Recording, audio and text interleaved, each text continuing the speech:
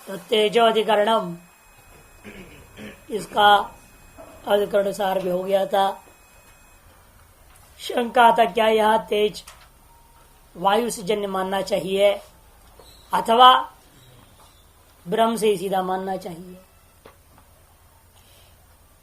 पूर्व पक्ष कहता है छांदोग्य के अनुसार तो भाई सन्मूलकत्व तो साफ है, सिद्ध स्पष्ट है, इसलिए ब्रह्म से जन्य ही मानो साक्षात। तो कहते नहीं, वायु और अग्नि के आधार पर, जैसा पूर्व में भी आपने आकाश और वायु के मामले में तैत्तिरीय की तरह छांदोग्य का बात करके क्रम को निर्णय दिया, उसी प्रकार यहां भी ग्रहण करना चाहिए।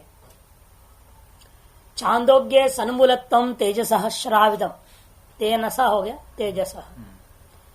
छांदोग्य में सन्मूलत्व ही तेज के बारे में सुनने को मिला है। तैत्तिरीय की तो वायु मूलत्व और तैत्तिरीय उपनिषद में वायु कारण बता रहा है। तदर तेजो योनिम प्रति श्रुति प्रतिपत्ता सत्याम प्राप्तम तावत ब्रह्म योनिकम तेजेति कुतः।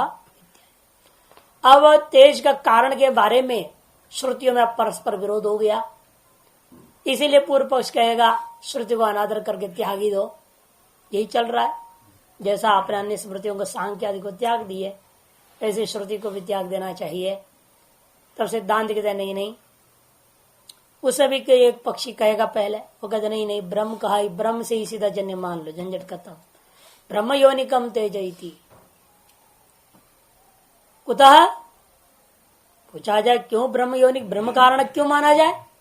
कहते सदैव इति उपक्रम्य तत्तेजो सृजयति उपदेशा, सदैव सौम्य मगर आश्रय से उपक्रम करके तत्तेजो सृजय इत्यादि उपदेश दिया है।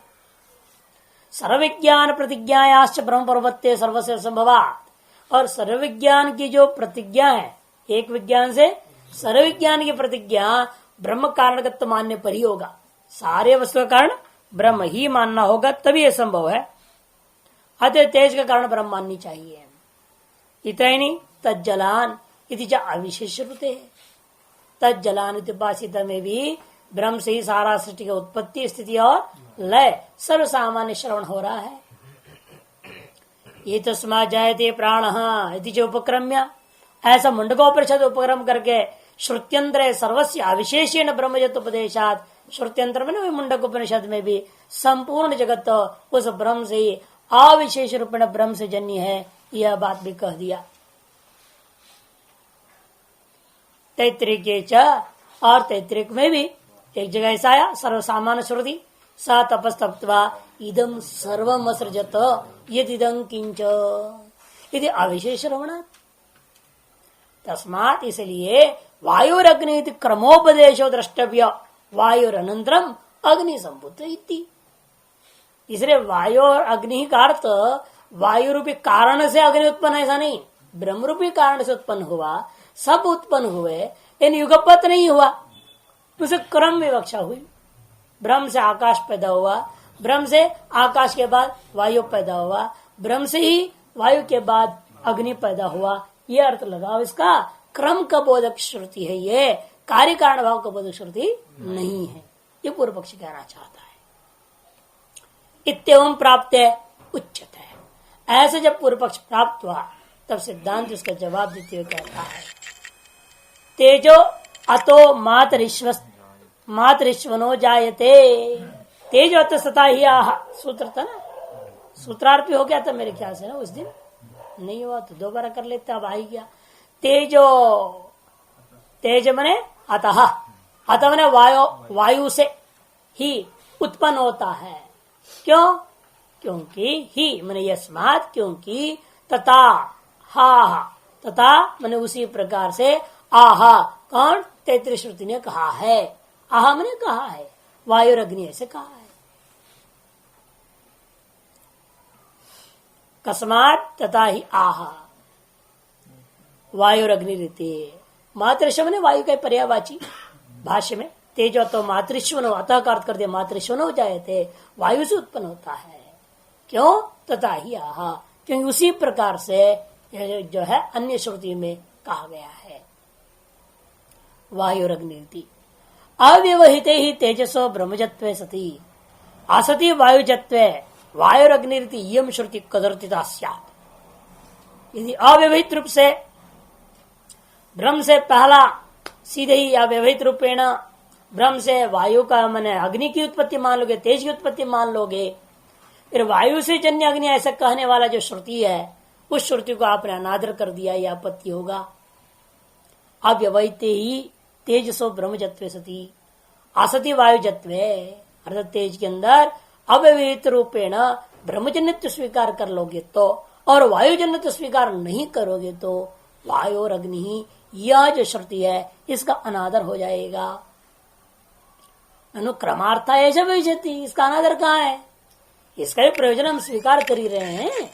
प्रयोजन यही है, क्रम का बोधन करने कर रही है श्रुति, मान लिया हूं इसका फल भी है, इसलिए कोई आपत्ति नहीं है, ये अनादर नहीं है, इसको ससम्मान हमने स्वीकार किया है। तो सिद्धांत नैति ब्रूमः, ये क्रमार्थी का श्रुति नहीं है। क्यों? तस्माद्वाय तस्माद आत्मना आकाश संभूत पुरस्ता संभवती अपादान से च आत्मन पंच निर्देशात तसेव च संभवतेर यह अधिकारात। क्योंकि पहले संभवती शब्द का प्रयोग हुआ और अपादानार्थी का पंचमी का निर्देश आत्मा शब्द से हुआ है, उसी का तस्सैव च संभवते है। लेकिन वहां जो श्रुत अवधिमत भावेन श्रुत जो वस्तु था, प्रकृति विकृत भाव के लिए जो पंचमी का प्रयोग हुआ था वही और संभवती वही यहाँ पर भी है।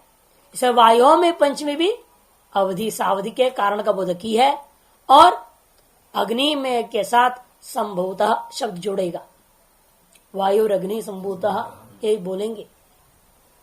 संभवतेरिह अधिकारात परस्ताद तद अधिकार, क्योंकि आगे में भी उसका अधिकार आप मान रहे हो। पृथिव्या औषधे संभूता बोलते हो। इति अपादान पंचमी दर्शनाद वायुरग्नि इति अपादान पंचमी एवं गम्यते। आगे में भी अपादान पंचमी ही देखने को मिल रहा है, इसलिए वायुरग्नि यहाँ पर भी जो है अपादान पंचमी ही माननी चाहिए। आज संभवती का अधिकार भी है और अपादानत्व का भी अधिकार जो चल रहा है उसे स्पष्ट कार्य कारण भाव की सिद्धि। अपिच वायुर्ऊर्ध्वम अग्नि संभूतः इति कल्प्य उपपदार्थ योगस्य कल्पितस्तु कारगार्थ योगो वायुरग्नि संभूत इति। और दूसरी बात, वायु से अग्नि पैदा होता है यह मानने के बाद उसमें भी ये जोड़ा, जैसा वायु और ऊर्ध्वम अग्नि संभूता, वायु के पश्चात अग्नि उत्पन्न होता है, ऐसा जो है इस तरह से अपादान पंचमी ऐसा ज्ञात होता है। तो भी यदि कोई कहे कि वायु के अनंतर, पंचमी का अर्थ क्या करना, वायु के अनंतर ऐसा अर्थ कर दो, अग्नि उत्पन्न हुआ है, इस प्रकार यदि उपपद के अर्थ के योग की कल्पना यदि करनी पड़ती है वो अधिक हो गया। वायु ऊर्ध्वम में कल्पना करना पड़ा ना आपको, क्योंकि ऊर्ध्व अधः ऊपरी इन शब्दों में पंचमी हो जाता है, इसलिए ऊर्ध्व शब्द की कल्पना करना पड़ेगा यदि आप कर्मबोध करने के लिए पंचमी लेना चाहेंगे तो। क्रमार्थक पंचमी बनाना आप इसको चाहते हैं फिर तो ऊर्ध्वम इस एक उपपद का अध्याहार करना पड़ेगा, कल्पना करनी पड़ेगी, ये महान गौरव काम है। यथाश्रुतार्थ से में कोई जब बाध नहीं है, कोई परेशानी नहीं हो रही है, तो यथाश्रुतार्थ को त्याग करके ऊर्ध शब्द को अधिक कल्पना करना, तब पंचमी का अर्थ क्रमार्थ घटा देना, ये तो महान गौरव काम क्यों करना। वो तब है ना जब यथाश्रुतार्थ बाध हो जाए।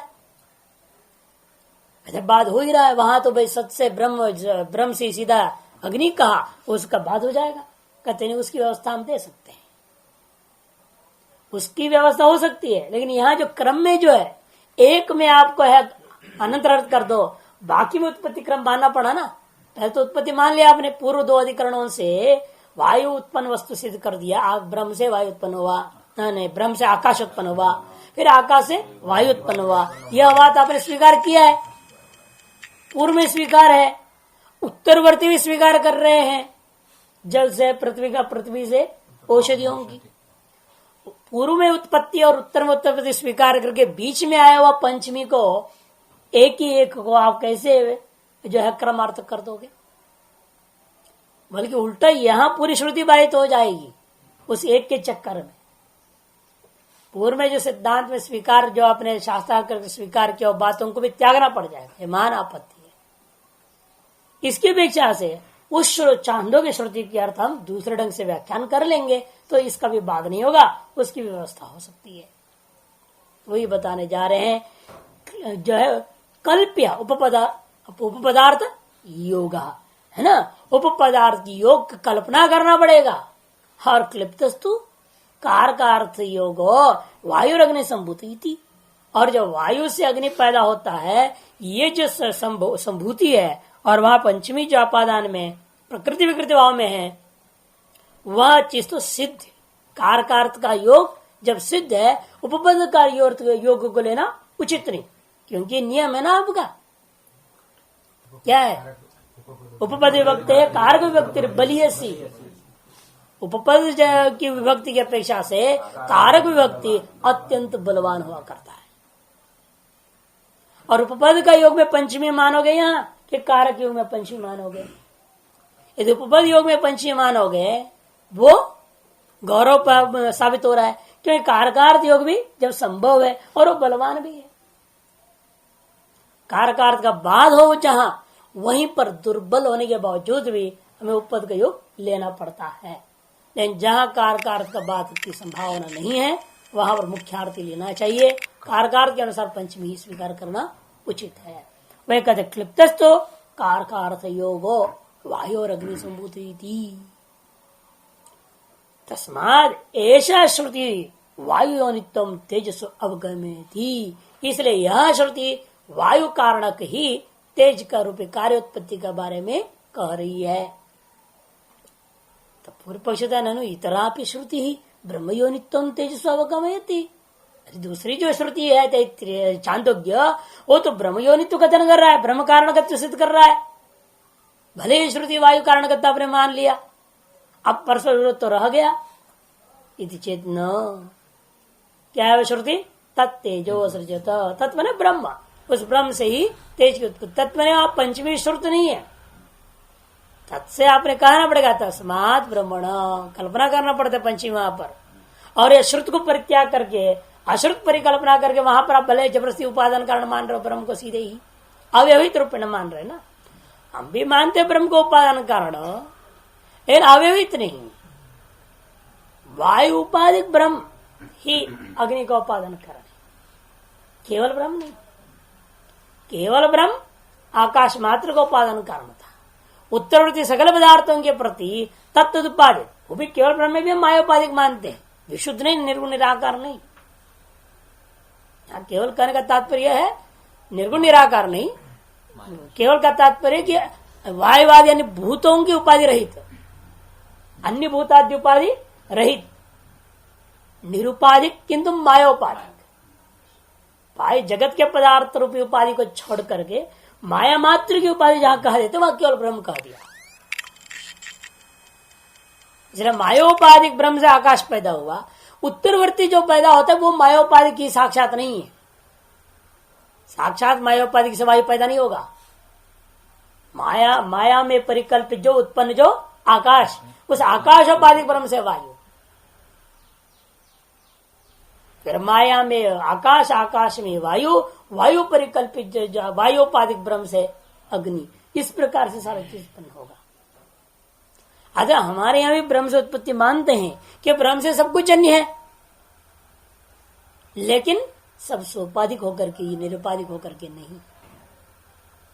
इसलिए कहते हैं ननो इति चेत न तस्याः पारंपरिकत्वे अपि अविरोधात्, क्योंकि उस श्रुति को परंपरा जन्यत्व हम घटा भी लेंगे तो भी कोई विरोध नहीं होगा।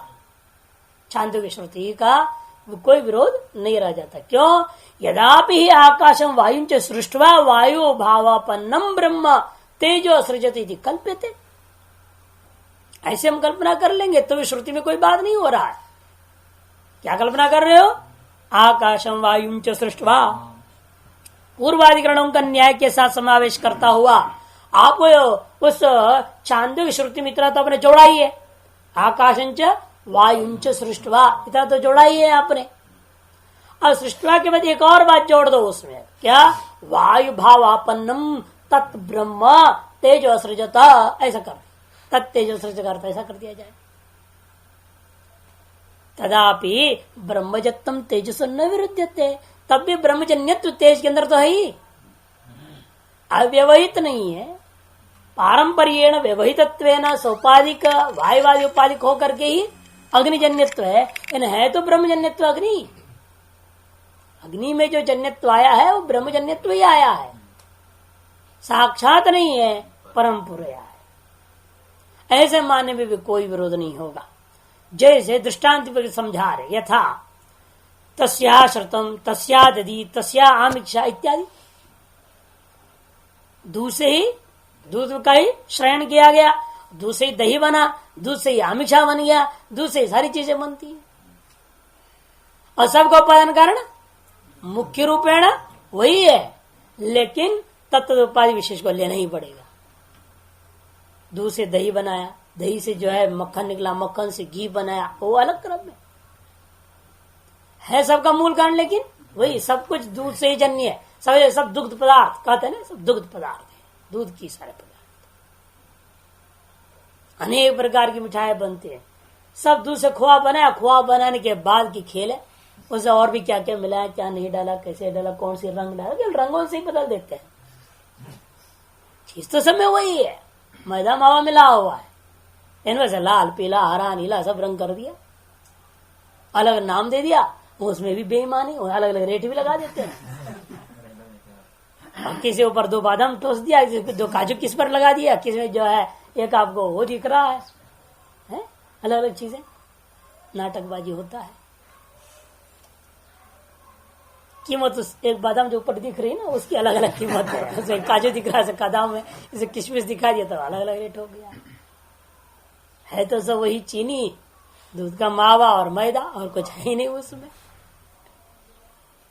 उसी प्रकार यहाँ पर भी है तो सब ब्रह्म ही है, ब्रह्म से ही जन्य है कि ब्रह्माधिष्ठान के लोग कुछ और अधिष्ठान से कुछ भी उत्पन्न नहीं हो रहा है, लेकिन अलग अलग उपाधियां बना दी गई, उपाधियों से जन्यत्व का कथन किया जाता है। दर्शेती जो ब्रह्मणो विकारात्मनावस्थान, और स्पष्ट तैत्रीय में ही बताया गया है, ब्रह्म ही विकार रूपेण दिखाई दे रहा है ना, तद आत्मान स्वयं अकुरुत इति। स्वयं ब्रह्म का जो है यदि निर्गुण निराकार है, विवर्त भावेण वह स्वयं आत्मा का विकृत होकर अवस्थित है, ऐसा श्रुति भी कहते। तथा ईश्वर स्मरणम भवति, और इसी प्रकार से गीता जी में स्मृति भी है, बुद्धि ज्ञान समोह इत्यादि उपक्रम्य इत्यादि अनुक्रम्य, हाँ इत्यादि अनुक्रम्य, उपक्रम्य नहीं है, इत्यादि अनुक्रम्य भवन्ति भावा भूतानाम मत्तएव पृथक विधा इति। भवन्ति भावा भूतानाम, साफ कहते हैं सकल भूतों की उत्पत्ति जो है ना, अलग अलग होकर जो दिखाई देता हो, पृथक विधा भावा भूतानाम मत्त एव भवन्ति। पृथक विद सकल भावों का, भूतों का जो भाव रूप है वह मेरे से उत्पन्न हुआ है। यदि बुद्धियादि स्व कारण भी प्रत्यक्ष भवंतो दृश्यन्ते, यद्यपि बुद्धियादि अपने अपने कारणों से उत्पन्न होता हुआ दिखाई दे रहे, तथापि सर्वस्य भावजातस्य साक्षात प्रणाड्या व ईश्वर वंशत्वात्, फिर भी सकल भाव पदार्थ जो संसार में है वो कुछ तो साक्षात है ईश्वरजन्य, कुछ तो है परंपरा ईश्वरजन्य। एतेन अक्रम सृष्टिवादिन्य श्रुतियो व्याख्या था। इस कथन से क्रम रहित जो सृष्टि के प्रतिपादित जितनी भी श्रुतियां हैं वो सारे श्रुति कथन हो गया, समझो। जब एक क्रम नहीं है, आकाश वायु अग्नि वगैरह ऐसे क्रम बोधक वाले ये एक श्रुति है, इससे जितनी भी श्रुतियां हैं उन सभी में इन्हीं चीजों को समावेश करता हुआ, एक वाक्य तक करता हुआ सब जगह क्रमादि को स्वीकार करना चाहिए। अद क्रम रहित, अक्रम ने क्रम रहित जो अक्रमवत माने वत यहाँ पर मतुप है, अक्रम वाले श्रुतियों, श्रुति के जो सृष्टिवादी जो श्रुतियां हैं, सृष्टिवादी वादिन्य श्रुतय है ना, बहुवचन सब कर दिया, जो क्रम रहितत्व का विशिष्ट सृष्टिवादी जितने भी श्रुतियां हैं वे भी इसी से व्याख्यान हो गया समझना। सर्वासाम सर्वथा तासाम सर्वदा उपपत्ते है, क्योंकि जो क्रम रहित श्रुतियां हैं उनमें क्रम जोड़कर कथन करना आसान है। सिर्फ अन्यत्र जो उत्पत्ति बोधिक जो साक्षात उत्पत्ति और क्रमोत्पत्ति बोधिक जो श्रुतियां हैं उन उत्पत्तियों को श्रुतियों को जब परस्पर आपने समन्वय कर दिया, इसलिए उसके आधार पर अक्रम बोधिक जितने भी श्रुतियां हैं उनका भी समन्वय आसानी से किया जा सकता है। तासाम सर्वथा वो सब प्रकार से उस समन्वय करता हुआ अन्य वाक्यों के साथ एक वाक्यता रूपी हेतु के आधार पर जो है उपपन्न किया जा सकता है। अरे क्रमवत सृष्टिवादिनी नाम तो अन्यथा अनुपत्य है, क्योंकि जो क्रम को कथन करने वाली सृष्टि है जैसे आकाशाद वायु वायु अग्नि अग्निरापः, ये क्रमबोधि का जो सृष्टि है इसकी तो अन्य कोई रास्ता ही नहीं, इसकी अन्य कोई व्याख्या आप नहीं कर सकते। इसीलिए क्रमबोधिक श्रुतियों बोधक श्रुतियों को जैसा है वैसे स्वीकार कर लो, क्योंकि वह कारक विभक्ति है, पदार्थ की कल्पना करना नहीं पड़ता। प्रकृति विकृति पंचमी साक्षात अपवाद श्रुत है, संभवती शब्द का भी अधिकार चल रहा है। अनेक हेतुओं के आधार पर उसका जो यथाश्रुत अर्थ स्वीकार करना पड़ता है। इसलिए उसी के अनुरूप हमें जो अकर्म बोधक श्रुतियां हैं उनके अर्थों की हम कल्पना कर सकते हैं, उत्पन्न किया जा सकता है। और ऐसे मानने में प्रतिज्ञा पे सद्वंशत्व मात्र पक्षते, एक विज्ञान सर्वविज्ञान की जो प्रतिज्ञा है ना वो भी इसी आधार पर है, सद्वंशत्व मात्र के आधार पर है। यानी ये सारी चीज अव्यवहित मायावच्छिन्न ब्रह्म ही सारा जगत प्रत्येक वस्तु को बनाया, ऐसा नहीं है। माया विशिष्ट ब्रह्म ने ही सारा काम किया है और उसी से अव्यवहित हर चीज उसी से ही पैदा हुआ, ऐसा ही कहीं भी परंपरा से कुछ ही पैदा नहीं हुआ, ऐसा अर्थ करना उचित नहीं है।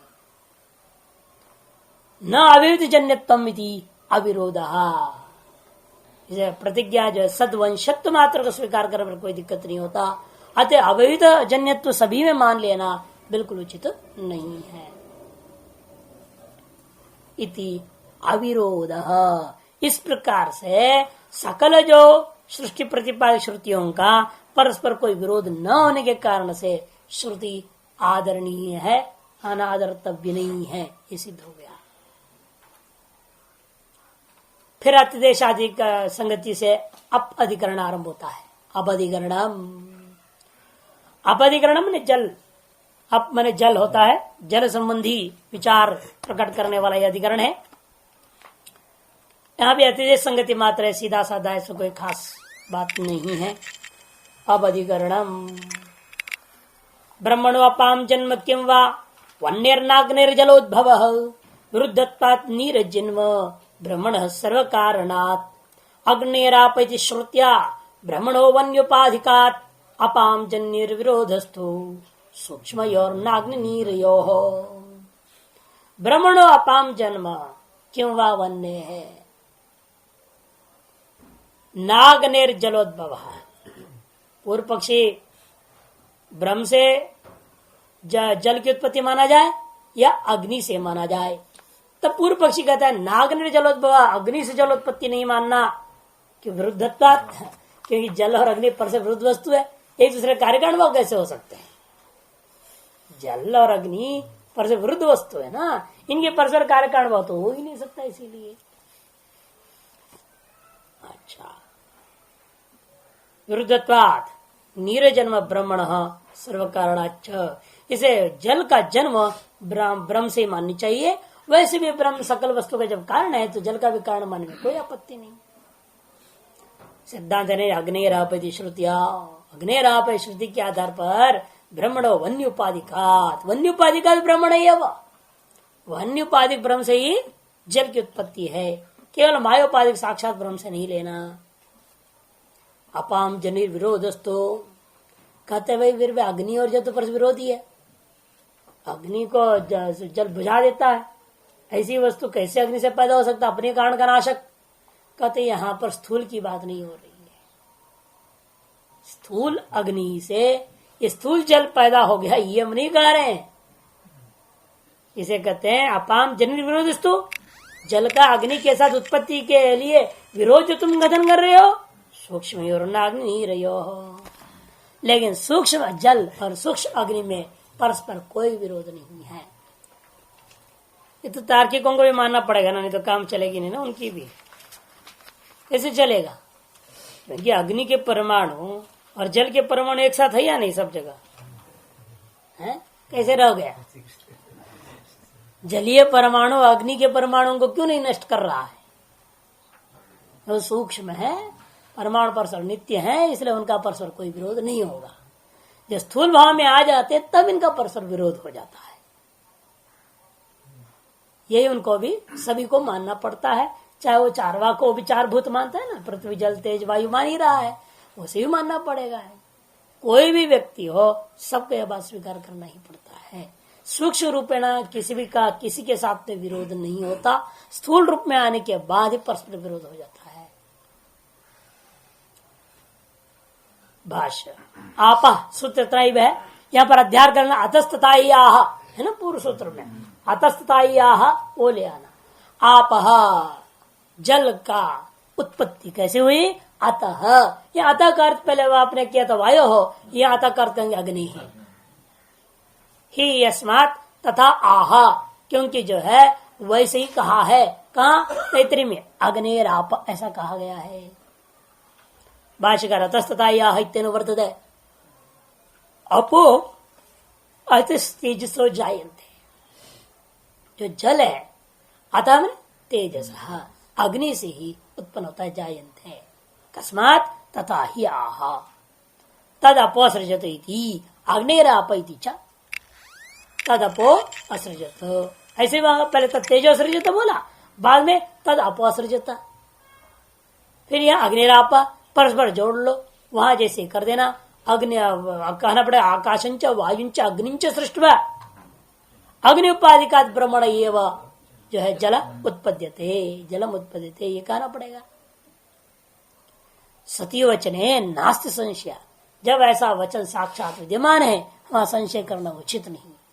तेजसस्तु सृष्टि व्याख्याय पृथिव्या व्याख्यास्यन् अपो अंतर्याम इति आप सूत्रियाम बभुआ। तेज की सृष्टि के बाद यदि पृथ्वी का सृष्टि में वहां संशय हो सकता है, अद्भ्यो अन्नम कह दिया, अद्भ्य पृथ्वी शब्द नहीं आया, तो क्या करना है फिर? अन्य शब्द से क्या लेना? पृथ्वी आदि के बारे में संशय हो सकता है, इसीलिए जो हमें संशय यहाँ पर ता आप ऐक्षंतो बहुश्याम प्रजा ये महीति ता अन्नम असृजंतो, ये है ना छांदोग्य में। वो जल ने संकल्प किया मैं भी बहुत हो जाऊं, और जल ने ऐसा संकल्प करके क्या हुआ? अन्न हो गया, कह दिया है। इसलिए छांदोग्य में पृथ्वी शब्द आया नहीं, अन्न शब्द है सीधे ही। जल से अन्न की उत्पत्ति कथन किया, इसे संशय होता है वे पृथ्वी वास्तव में सीधा है या नहीं, बीच में कोई उत्पत्ति। पृथ्वी से औषधि, औषधि से अन्न मानना, वहां तो ऐसा है, यहां सीधे ही कह दे जल ने अन्न को पैदा कर दी। परस्पर विरोध है उस विषय में। जल के मामले में दोनों में कोई विरोध नहीं है। तत् तेजो सृजन के बाद में सीधा तत् जो है आपा सृजंत ही है, वही क्रम है, उत्पत्ति उसी प्रकार से लेनी है, उस संशय नहीं था। लेकिन फिर भी क्रम का बात ना हो जाए, नहीं तो यदि यहाँ व्यास जी बीच आपा सूत्र नहीं बनाते, आप ये लेते तेज के बाद सीधा पृथ्वी, सूत्र क्रम में सूत्र में निर्णय दे दिया। आप तो बहाना बना देते, वेद व्यास जी ने निर्णय दे दिया है, व्यास जी पर आरोप लग जाता बेचारे को। इसलिए उनको बीच में एक छोटा सा फालतू का एक सूत्र, यदि फालतू है जरूरत नहीं, लेकिन उठपटांग खोपड़ी वालों की दृष्टि से जरूरी है। ये क्रम निर्णय करे भाई, आकाश वायु अग्नि जल भी बोलना पड़ा, ये भी स्पष्ट है, वही करे। सती वचने नास संशय तेज सृष्टि व्याख्या पृथ्वी व्याख्यास्यन, पृथ्वी व्याख्यान करने के लिए इच्छित था, व्याख्यान करने इच्छा से आगे कहते हुए उन्होंने क्या किया? आपो अंतर्याम, आप जो जल है वो मध्य में स्थित है, इति आप इति सूत्रयम बभ, उसको जान करके उन्होंने आप ऐसा सूत्र रचना करके क्रम का बाद न हो, उसे कोई संशय न हो जाए, इसी कारण से लेना पड़ा। पुनः तेज संगति इसीलिए पृथ्वी के लिए पृथ्वी अधिकरणम, पृथ्वी अधिकरणम, इस अधिकरण का अधिकरण सार भी देखिए, अन्य शब्द वाच्य छांदोग्य में इसलिए पृथ्वी लेना पड़ेगा। पृथिवी अधिकरणम ता अन्नम असृजंत इति श्रुतम अन्नम यवाधिकम पृथ्वी वा यवाद्येव लोके अन्नत् प्रसिद्धितः भूताधिकारात् कृष्णस्य रूपस्य श्रवणादपि तथा अद्य पृथ्वीति उक्तेरन्नम पृथिव्यन्न हेतुतः तान्नम असृजंता ऐसा जो स्पष्ट ही श्रुतम सुना हुआ है छांदोग्य में। इसीलिए अन्न शब्द वाच्य क्या लेना, यवाधिकम पृथ्वी वा, ये जो जौ है धान है यवादि इनको लिया जाना शब्द वाच्य, या उनसे भी पककर के मतलब भात आदि को ले लिया जाए अथवा पृथ्वी को लिया जाए। पूर्व पक्षी के जवाब है यहाँ यवादि यवादि को ही लेना, भात आदि को ही ले लो। क्यों? लोके अन्न तो प्रसिद्ध, लोक में अन्न कहने से भात को ही लेते हैं लोग, चावल को ही लेते हैं लोग, इसीलिए ऐसा मान लो। लगता है कोई दक्षिणी है पूर्व पक्षी, अन्न जो है भात में ही प्रसिद्ध कर दिया। नहीं, यदि भी अन्न शब्द बहुत व्यापक शब्द है ना, पहले भी तो विचार हो चुका है प्राण प्रश्न प्रसिद्ध इत्यादियों में, जितने भी पकाने लायक है सारी चीजें अन्न में आ जाते हैं। जो पकाया आपने एक बार विकार भाव हो गया, अवयवकृत विकृति जिसमें हो जाए उस ढंग से पकने की बात नहीं, तो फल भी पकता है ना, उसको पकाया भी जा रहा है आजकल तो दवाई दवाई डाल करके। दूध को भी पकाते हो, लेकिन दूध को फड़ार में लेने में कोई आपत्ति नहीं है आपको, उसको नहीं मानते आप। क्यों? क्योंकि अवयव विकृति नहीं है, अवयव की शीतलता पूर्वक जब फैलना फूलना पकना ऐसा नहीं है वहां पर। लेकिन भात में चावल में दाल में जितने भी सब चीजें होते हैं इनको पकाते तो क्या होता है, अवयव में विकृति हो जाती है, शीतलता हो जाता है, फूलता है, वो पकता है। उस तरह का जहां नहीं है उन्हीं चीजों को, सिर्फ फल आदि में भी ऐसा नहीं, फल में नहीं है, दूध में ऐसा नहीं है, पानी में ऐसा नहीं है, इसे इनको पका करके आप पीवे खावे तो कोई निषेध नहीं है, फड़ा रहे। लेकिन फिर भी यह केवल भात में ही रूट ले रहा है अन्न को, ये वाजिब में ही अन्न को रूट कर रहा है पूर्व पक्ष, कोई आपत्ति नहीं, उसका भी निषेध करते नहीं। भूताधिकारात, एक तो है तो भूतों का अधिकार, तेज क्या है, एक भूत है, जल भी एक भूत है, अतः अन्न भी यहाँ भूत ही लेना पड़ेगा। पंचमहाभूतों का अधिकार है, और चांदोग्य में त्रिवृत करण का द्वारा पंचीकरण का लक्षित करने के लिए वहां 3 भूतों को लिया, और आपने तैतृक उसका एक वाक्य तक करता पंचभूता तो उसको भी बना दिया है, तो भूतों का अधिकार चल रहा है ना। अतः अन्न शब्द वाच्य यहाँ पृथ्वी होना चाहिए, केवल अन्न नहीं।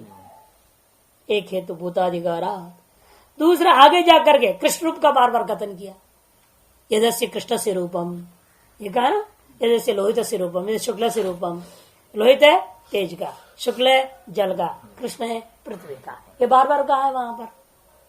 कृष्ण से रूप से श्रवणादपि तथा अद्भ्य पृथ्वी उगते, और तैत्र में स्पष्ट ही है ना पृथ्वी शब्द, अद्भ्य पृथ्वी, पृथ्वियो औषधि है, ये कहा है। और दूसरी बात उगते अन्नंच पृथ्वी अन्न हेतुतः, और अन्न शब्द का क्या करें इत्युक्ते है, ऐसा कथन किया, ऐसे अन्न शब्द का पृथ्वी अन्न हेतुतः, पृथ्वी से जन्य अन्न का कारण भी पृथ्वी है, इसलिए यहाँ पर अन्न जो है पृथ्वी रूपी हेतु से पैदा होने से अन्न को भी पृथ्वी शब्द से कह दिया गया, तो कोई आपत्ति है। पृथ्वी को अन्न शब्द से कह दो, अन्न को पृथ्वी शब्द से कहो, कोई आपत्ति नहीं है। परस्पर कार्य कारण भाव वाले वस्तुओं को ऐसे करने में कोई दोष नहीं होता। जैसे कहते ना व्यवहार में होता है, क्या है, कहते सिल्क का कपड़ा, कपड़ा वही तो कार्य है, और सिल्क क्या है, कारण है ना। आवे लेकिन नहीं कहते केवल सिल्क, नहीं बोलते कभी सिल्क, इतना ही बोलोगे क्या, कपड़ा इतना ही बोलोगे, नहीं बोलते। वहां अभेद करते व्यवहार हो ही जाता है। आपको बोलना नहीं तो पूछेगा अगला प्रश्न, कौन सा कपड़ा, काटन का है, टेरिकाट का है, पॉलिस्टर है कि कौन सा है वो, तो आपको बोलना ही पड़ेगा। फिर नहीं, रेशम का है, केवल रेशम का हो तो रेशम का क्या, वहां भी प्रश्न आएगा। इधर बोलो तो प्रश्न, उधर बोलोगे तो प्रश्न है। दोनों को साथ मिला के बोलते हो, कार्य कारण को इकट्ठा करके बोल देते हैं। कई जगह पर केवल कार्य से कारण का भी बोध हो जाता है, कारण से कार्य का बोल। जैसे घट बोल दिया, मृत घट, ऐसा बोलते हैं क्या है? स्वर्णाभूषण, अरे आभूषण बोलने से सोने का मान लिया जाता है। अब सोने का न हो तो बोलना पड़ेगा, इन आभूषण कहने से ज्यादा प्रसिद्ध हो गया ये स्वर्ण का आभूषण। इस तरह से यहां पर भी समझना, कहीं अन्नम कह दिया उसका अर्थ है पृथ्वीजन्य अन्न, ऐसा अर्थ लेना। पृथ्वी अधिकार रूप शब्दांतरेभ्य, पृथ्वी एक अलग पद है, अधिकार रूप शब्दांतरेभ्य अलग पद है, दो पदों वाला सूत्र है ये। अन्य शब्द से यहां पृथ्वी को ही ग्रहण करना चाहिए, ओदनादि को नहीं। क्यों? अधिकारात, रूपात, शब्दांतराच, तीन हेतुओं को एक पद में ले लिया। अधिकार रूप शब्दांतरेभ्य पंचमी कर दिया, मैंने अधिकारात भूतों की उत्पत्ति का अधिकार है यहां पर। कृष्ण रूपाच शब्दांतरात मैंने तैतृय श्रुति है, तैतृय का जो श्रुति है, श्रुतितः उससे भी जो है आपको निर्णय लेना पड़ेगा यहां पर। तापैक्षंत भवश्याम प्रजाये महीति ता अन्नम असृजंत इति श्रूयते। ये छांदोग्य श्रुति है जो कि इस अधिकरण का विषय है, इसी में संशय हो रहा है। उस जल ने ईक्षण किया, अर्थात जलोपाधिक ब्रह्म ने ईक्षण किया, हम बहुत हो जाएं, अनेक रूप से उत्पन्न हो जाएं, भव्यास्यामिति प्रजाये मही ता अन्नम असृजंत, तब उस जलोपाधिक ब्रह्म से अन्न की उत्पत्ति हो गई। यदि श्रूयते तत्र संशय किम अनेन अन्न शब्देन व्रीह्यवाद्य व्यवहार्यं वा ओदनाद्युच्यते किम वा पृथ्वीति। ये अन्न शब्द के द्वारा क्या लेना चाहते? व्रीह्यवादी के द्वारा अव्यवहार्य जो ओदने भात आदि को लिया जाए, किम वा पृथ्वी, अथवा पृथ्वी को लेना है। भक्ष जो कुछ उसको तीन पक्ष कर देते हैं, व्रीह्यवादी, अव्यवहार्यम व ओदनादि। व्रीह्यवादी साक्षात, अथवा वो उसके द्वारा बना हुआ खाने योग्य जो भात आदि उसको लिया जाए, अथवा पृथ्वी। तत्र प्राप्तम तावत् व्रीह्यवादी ओदनादि वा परिगृहीतव्यमिति। यहां से स्पष्ट होता है ना, भाष्यकार का तीन पक्ष इसलिए बन रहा है। तो प्राप्तम तावत् इसलिए प्राप्त क्या हुआ? व्रीह्यवादी ले लो अथवा ओदनादि वा। तत्र ही अन्न शब्द प्रसिद्ध लोग गए, क्योंकि अन्न शब्द जो है इसी में प्रसिद्ध है, उनमें लोक में इसी चीज में प्रसिद्ध है अन्न। वाक्य शेषोपेतम अर्थ उपोद्बलयति, वाक्य शेष भी इसी अर्थ का और मजबूत कर रहा है। क्या है वाक्य शेष? तस्माद् यत्र क्वचन वर्षति तदेव भूयिष्ठम अन्नम भवति। देखो, इसलिए जहां कहीं भी अच्छी वर्षा हो जाए और बहुत सारा अन्न पैदा होता है, ये तो वहां अन्न का अर्थ पृथ्वी कैसे करोगे? वहां तो धान वगैरह लेना पड़े, बारिश होगा तो अच्छी फसल कटेगी। ये जो बात है फसल की बात हो रहा है, फसल मैंने जवादी ही लेना पड़ेगा, सामान्य पृथ्वी तो ले नहीं सकते यहाँ। इसे वाक्य से तो और भी पुष्ट हो गया, अन्य शब्द वाच्य लोक प्रसिद्ध जवादी ही लेना चाहिए। व्रीह्यवादी ये वही सति वर्षणे बहुभवती न पृथ्वी थी।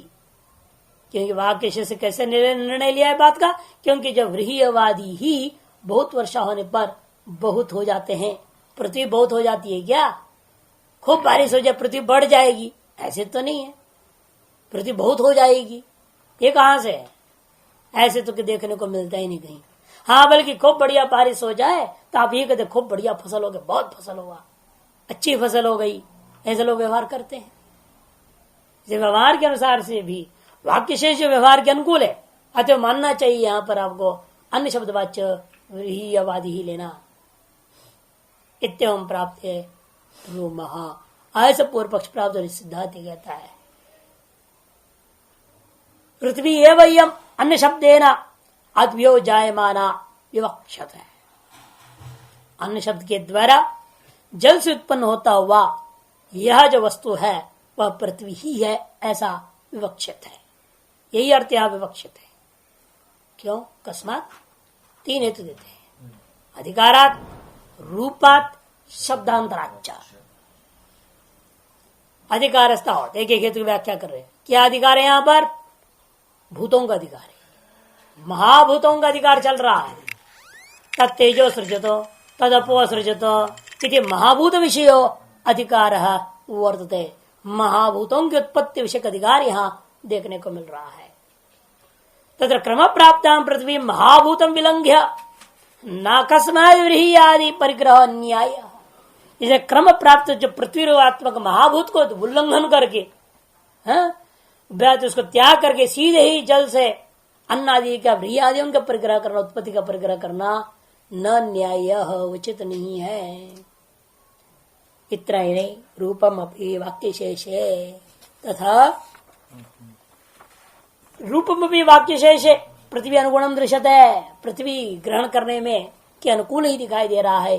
वाक्य शेष में रूप जो कथन है, यत कृष्णम तद अन्न सीधी, जो कृष्ण रूप है वो अन्न का है कह दिया। और क्या भात काला होता है? भात को काला किया जा सकता है ना? थोड़ा काला रंग डाल दो, हो जाएगा। अरे रंग डालना नहीं चाहते हो तो कोई बात, तब भी काला हो सकता है। लोहे की कढ़ाई में थोड़ा सा पालक का जो रस उसमें डाल करके पका दो और उसे उड़द दाल में डाल दो छिलके वाली, फिर तो क्या क्या ना, निश्चित रूप में काला भात बन जाएगा। वो है कि नहीं? साबुत उड़द की खिचड़ी, पालक साग डाला हुआ हो, लोहे की कढ़ाई में पक जाए। शनिवार के व्रत में करते हैं ना ऐसे, शनि देव के प्रसन्न करने, तो बहुत का काला काला सा होता है, स्वाद बड़ा विचित्र, दांत एकदम बंध जाते हैं उसमें। आयरन बहुत ज्यादा हो जाता है ना, केवल पालक साग खाएंगे उसे भी परेशानी हो जाती है। आयरन बहुत होता है उसमें, लौहांश ज्यादा होता है। इसे लोग ज्यादातर उसको मूंग के साथ अन्य चीजों के साथ थोड़ा पकाते हैं, कुछ बेसन डाल देते, कुछ ऐसी चीज डाल देते हैं ताकि दांत बंद न जाए, खूब खा सके। तो काला न हो सकता है, लेकिन सामान्यतः प्रसिद्ध नहीं है, सफेद ही होता है ना भात। जैसे यद कृष्णाम तद अन्नस्येति नहीं ओदनादि अव्यवहार्य से कृष्णत्व नियमो अस्ति। अगर नियमो न अस्ति, क्वचित कहीं अपवाद हो जाए कि जान बुझे कोई ढंग से बना दे तो बात अलग है। नहीं ओदना दे तो फिर पीला भी अनहोता खाना पड़ेगा, हरा भी हो जाएगा, लाल भी हो जाएगा, केसर भी हो जाता है। जैसा रंग डालो वैसे भात बन जाएगा। केसरी भात बनाते हैं ना, केसरी भात बोलते हैं उसको। चावल में मीठी डाल देते हैं, फिर बाद पकने से अंतिम पकने लगता है, जब अंतिम कण तब थोड़ा चीनी भी डाल दो उसमें, हो गया केसरी भात। इलायची डाल दिए थे। तीसरे कहते कि देखो कि यह बात लेकिन प्रसिद्ध नहीं है। ओदनादि व्यवहार्य से कृष्णत्व नियम नास्ति, जो खाने योग्य भात आदि है उसका कृष्ण रंग नियमित रूप में कहीं देखने को मिलता। नापि व्रीह्यादि नाम, व्रीह्यादि सारे काले थोड़े होते हैं। गेहूं पीला है, दालें कोई हरा है, कोई लाल है, कोई कैसा रंग का है, सब काले ही होते हैं क्या सारे अन्न? ये भी नहीं। इसलिए भी जो है कृष्णत्व जो वाक्य शेष में है वह पृथ्वी सामान्य में घट सकता है, अन्य विशेष में कभी घट नहीं सकता। पृथ्व्यापी नैव कृष्णत्व नियम अस्ति। अरे पृथ्वी भी कहीं पीली मिट्टी के लाल मिट्टी होती है, सर्वत्र काली मिट्टी है क्या? फिर कैसे आप कहते हो कृष्णत्व जो है मिट्टी में घट जाएगा पृथ्वी में? कहते ननु पृथ्व्यापी नैव कृष्णत्व नियम अस्ति पय पांड्रस्य अंगार रोहित क्षेत्र से दृष्टात्। क्योंकि जो है पूर्व में क्या है, वहीं पर पय को पांडुरत्व लिया और अंगार को रोहितत्व जैसा दिख रहा है, वैसे पृथ्वी में कृष्णत्व सामान्य में तो प्रसिद्ध नहीं है। और जल भी जो लेते हैं स्थूल जल, उसे पार्थिवांश है ही है, जैसे वो भी जल भी दूषित हो जाता है, सब कुछ हो जाता है, कीड़े बढ़ जाते हैं, तो उसमें कहां पर है कृष्णत्व? तो पांडुरत्व है। अंगारा है, कोयला है, कोयला पार्थिव है, लाल है, उसमें रोहितत्व है। काला कहां है? वो जब जल रहा है कोयला लाल हो जाता है, तब उस पृथ्वी रूपी कोयले में क्या है? वहां रोहितत्व है, तो कृष्ण तो कहां प्रसिद्ध है पृथ्वी में। इति चेत नायन दोष, ऐसा मत कहो। पौराणिक बाहुल्य अपेक्षित, बाहुल्य अपेक्षित, अधिकतर पृथ्वी, अधिकतर जितनी लंबी चौड़ी पृथ्वी आप देख रहे हैं इस संसार में, इस पृथ्वी लोक का 80% पृथ्वी काली मिट्टी का है।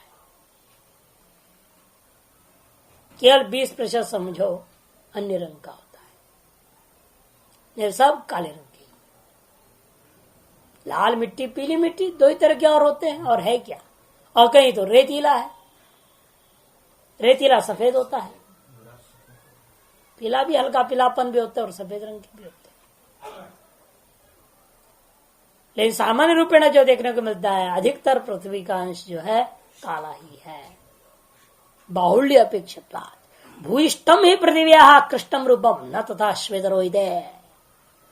पृथ्वी का कृष्ण रूप भूयिष्ठम, अतिशयेन बाहुल्यता देखने को मिलता है, लेकिन श्वेत या पृथ्वी या रोहित पृथ्वी आदि अधिकतर मिलता नहीं है।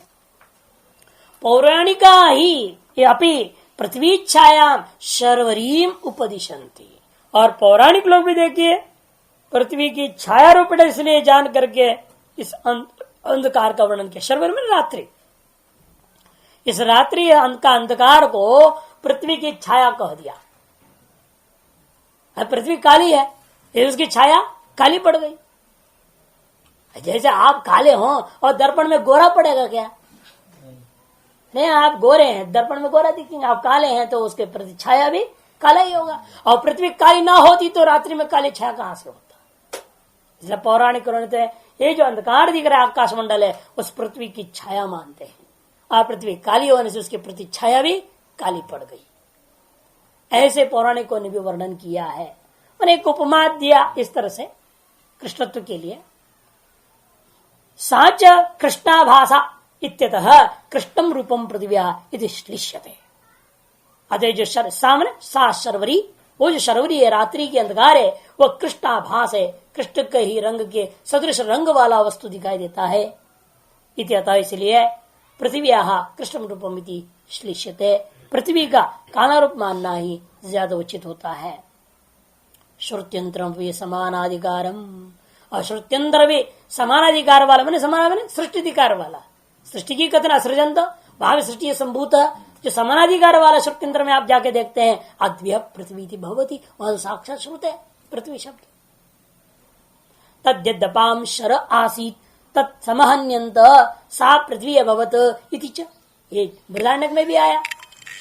जो जल है, जल की जो है बहने से उसके जो ऊपर का जो शरांश बन जाता है, उसके लहर में जो फेन सा हो जाता है, वही फेन धीरे धीरे स्थूल होते होते पृथ्वी बन गया। ऐसे भी वहां पर कल्पना पूर्वक कथन किया बृहदारण्यक में। पृथ्व्यास्तु व्रीहादि उत्पत्ति दर्शयती, और पृथ्वी से व्रीहादि की उत्पत्ति अनंतर उत्पत्ति बताया। अव्यवहित जल के अव्यवहित उत्पत्ति नहीं है, जल के अव्यवहित में पृथ्वी, पृथ्वी के अव्यवहित से आगे जाकर के अर्थात जल से अनंतरित होकर के ही व्रीहादि की उत्पत्ति का कथन है। पृथ्व्या औषधिया औषधिभ्यो अन्नमिति च। एवं अधिकारादिषु पृथिव्या प्रतिपादकेषु सत्सु कुतो व्रीहादि प्रतिपत्ति ही। तीसरा अधिकार, रूप, और तीसरा क्या था? शब्दांतर, श्रुत्यंतर।